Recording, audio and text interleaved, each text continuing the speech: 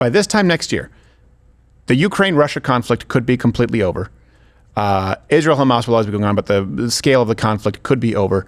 You could see inflation down dramatically, energy prices down dramatically, and mass deportations having already taken place. That could be where we are at this exact moment next year. Oh, what a difference 1 year makes. Let's go a little international here. Have you been paying attention to this? There's something new going on.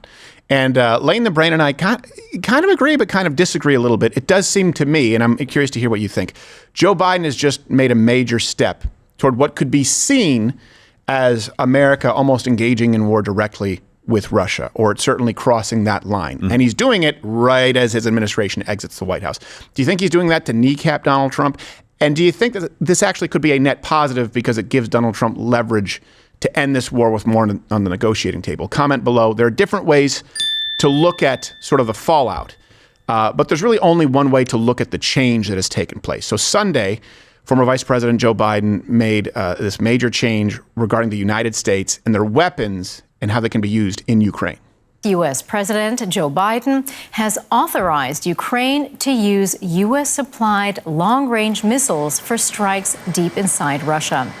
This major policy shift comes after months of requests by Ukraine and just 2 months before President-elect Donald Trump takes office. Okay, so the difference here, and I want to be very careful in how I choose my words because there are two differing sort of lines of PR that we've seen. According to Ukrainian officials, right, these weapons, which now can be used in the Kursk region, which means Russian territory, not territory that has been somehow ceded to Russia or they've taken over in Ukraine. So right now we're talking about these missiles going straight into Russia with permission from the American government. And according to Ukrainian officials, they actually are reliant on the United States for targeting coordinates and for the satellite systems that actually guide these missiles. Yeah. So one could argue, and I bet you that Putin will argue, the United States is basically launching missiles into Russia. They're doing everything but picking the target. Yeah. That's what Ukrainian officials are saying. It needs U.S. satellite technology, and it requires someone here in the United States to punch in the coordinates. Well, they're saying it's somebody in Europe, so United States officials, right? Officials, right? Yes. So officials in Europe, but it's I didn't even know all of this, and maybe some people out there, if you guys have heard this before, but essentially what the Ukrainian official is saying is they would send them a list of places they wanted to hit. These are some targets that we want to hit. Give us the coordinates so that we can put them in. Otherwise, the missiles are most likely going to miss their targets. And what they were saying is they were given permission to hit like very low value targets. Now, put that in your mind and go, okay, wait, now we're talking about Russian soil. And if what the Ukrainian official is saying is true, and that's a big if, we're basically picking the targets. Don't you think that's going to piss Putin off just a little bit more? Right. If we're picking the exact targets, essentially by saying yes and no to some, right, if what he's saying is true. Now, Putin hasn't made a big deal out of this yet, so maybe there's a little bit more going on. To be fair, some American officials have said that's not true. Right, they have. They came out and said that we're not doing that at all. But I don't know. But Ukrainian officials have been saying for a long time that they have, and that has been sort of the running line. So the difference is, okay, let's assume that what the Ukrainian officials are saying is true. Okay, American missiles, American satellite technology, and American officials punching in the coordinates. The one thing you change is they're not punching in coordinates that's Ukrainian territory, but now clearly Russian territory. Right. That's the change. That could be argued, and Putin will. America is launching missiles right here into Russia. And he warned in September that a decision like this would basically amount to NATO being at war with Russia. Если это решение будет принято, это будет означать не что иное, как прямое участие стран НАТО, Соединенных Штатов, европейских стран в войне на Украине. Это их прямое участие. For those on audio, because a lot of people still listen on Apple and Spotify, it was something. Blah, blah, blah, blah.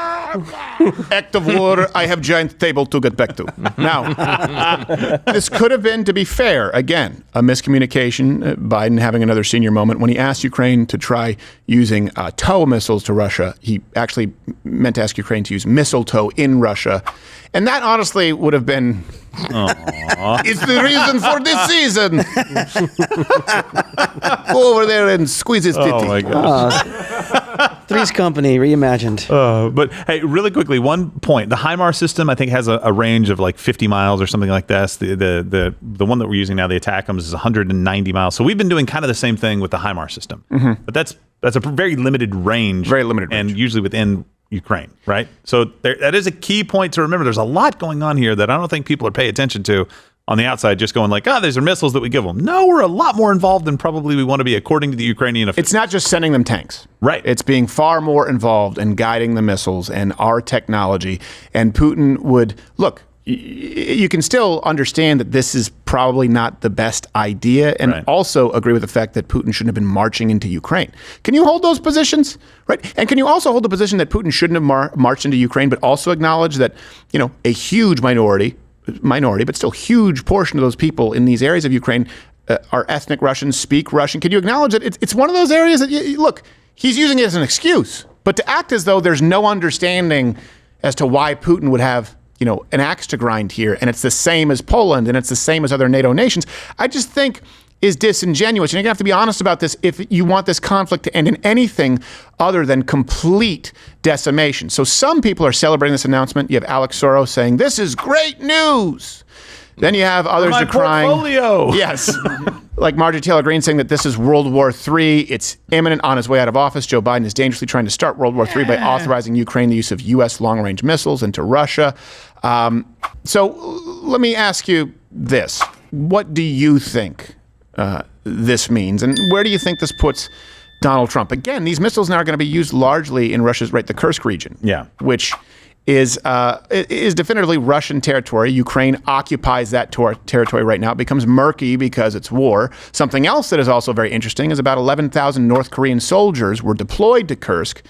There's been a request for far more. So this idea of Russia being this crazy Red Dawn military, you're bringing in North Korean soldiers. To be fair, it costs very little to feed them out in the field. They're used to a lot less, so they can get by. Just one pack of ramen. Yes. Don't need to give them a MRE pack. Just give them a half ramen. They'll be fine. I have a large table to get back to. And this actually is pissing off China quite a bit. Because those North Korean soldiers went missing. Well, no, it was because they're partying in Ukraine. China doesn't necessarily want Russia to be strong. Let's just be honest. They're working together on this because China, I think, sees an opportunity here, right? And if Lane was in here, he'd be talking all about that because he's right. They're basically looking at the resources in Russia and going, yeah, we're going to go ahead and take all those things. But with North Korea coming in and kind of strengthening the alliance with Russia, it actually puts China in a little bit weaker. They have a position. no conflict. We don't like this. What's going on right now, guys? They have a no conflict on the Korean Peninsula policy. Effectively, China. They really want to keep things. No. Keep it smooth. What is that, like a no compete clause with comedy clubs? Kind of. Like if you work Jiggles, you can't work, or Giggles, you can't work. Jiggles, Jiggles is very different. I know that place in Portland. Yeah. Sorry. Or maybe it's like strip clubs. You work Jiggles and you can't work top hats or whatever. Only there's no brunch buffet because it's North Korean soldiers.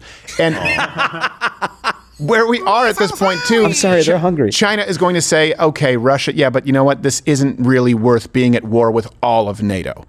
So that could potentially give Donald Trump some leverage here when you think about it, where, okay, these other nations may want to peel off. And you know what else could give Donald Trump a whole bunch of leverage? Energy policy. Yeah. Energy policy, opening up pipelines, opening up our own energy, natural gas. Guess what? That would harm Russia far more than any military action that you could take. At least it could be argued. So this could be, you could see it as one of two things. The negatives could be that Russia could escalate this, or it could be thinking about targeting the United States or elsewhere if they feel like they're backed into a corner. Right, they could arm the Houthis. Or they could arm the Houthis. Like they could do a lot of those things. I very much doubt that they would use nuclear weapons. No, I don't think we're going to be crossing that line. The positives is it could provide Donald Trump and an incoming administration with some leverage and negotiating powers if it helps Ukraine hold Russian territory. I want to know what you guys think about this. If you think it's World War III, I don't think it's World War III. I don't think that it's a good thing for Biden to do, but Donald Trump may be able to spin it into something good. So I have a conspiracy theory. So this happened, very shortly after they met, right? And had a long, 2 to 3 hour conversation. I can't remember exactly how long they spoke. I don't think that Biden is looking to kneecap Trump. I honestly don't think he's doing that. He hates Kamala Harris so much, and I think he really genuinely does have a bit of a stain on his legacy from what happened in Ukraine. This was the biggest thing that he was responsible for militarily around the world. And it sucks, other than obviously the Afghanistan withdrawal for us, right? Right. And so I think there is some kind of logic to say, okay, maybe he's doing something that gives Ukraine a little bit of an advantage. They can hold a little bit more territory, and now we have a swap. Okay, you've got some territory, we've got some territory. Let's swap that out a little bit. These guys have better weapons now. They can do a little bit more damage. Donald Trump comes in and says, hey, let's knock it off. Here's an equitable deal for everybody. Let's end this war instead of more lives being lost. You know what is a very, very real possibility? Is by this time next year, what's the date today? November 18th. Yeah. By this time next year, the Ukraine-Russia conflict could be completely over. Israel-Hamas will always be going on, but the scale of the conflict could be over. You could see inflation down dramatically, energy prices down dramatically, and mass deportations having already taken place. That could be where we are at this exact moment next year. Oh, what a difference 1 year makes. Hey, if you like this video, you should know that there are videos every day because they come from the full live show weekdays at 10 a.m. Eastern. If you want more of a sample, you can click this video next to me. I don't know what it is. Could be a change of mind. Could be a debate. It could be one of my appearances on The View. Have your puke bucket.